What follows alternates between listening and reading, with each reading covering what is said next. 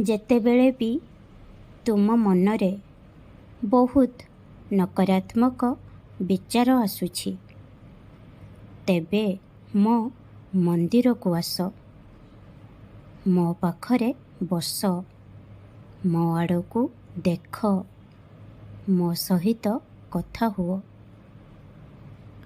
ମୁଁ ତୁମର କହୁଥିବା ସମସ୍ତ କଥାକୁ ଶୁଣେ। ତୁମ ମନର ପ୍ରତ୍ୟେକ କଥାକୁ ମଧ୍ୟ ଜାଣିଛି ଏବଂ ବୁଝିପାରୁଛି ମଧ୍ୟ। କିନ୍ତୁ ତୁମକୁ ଲାଗୁଛି କି ତୁମର ଦୁଃଖକୁ ମୁଁ ବୁଝିପାରୁନାହିଁ।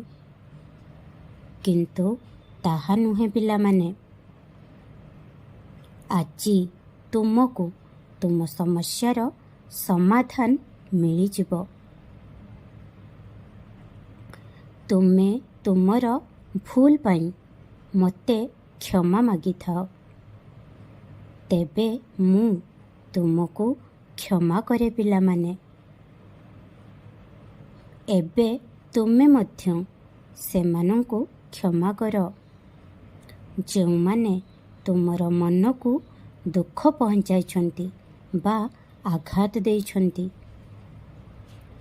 ଯେତେବେଳେ ବି ମୁଁ ତୁମକୁ କୁହେ କି ସେମାନଙ୍କୁ କ୍ଷମା କର, ତେବେ ତୁମେ କଦାପି କ୍ଷମା କରିପାର ନାହିଁ, କାରଣ ତୁମର ଅହଂଭାବ ମଝିରେ ଆସିଯାଏ।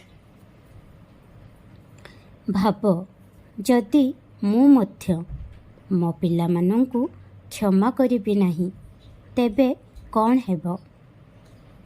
କିନ୍ତୁ ମୁଁ ଏହା କରେ ନାହିଁ, କାରଣ ମୋତେ ମୋର ପ୍ରତ୍ୟେକ ପିଲା ଏବଂ ତାଙ୍କ ସହିତ ମୋର ସମ୍ପର୍କ ବହୁତ ପ୍ରିୟ ଅଟେ।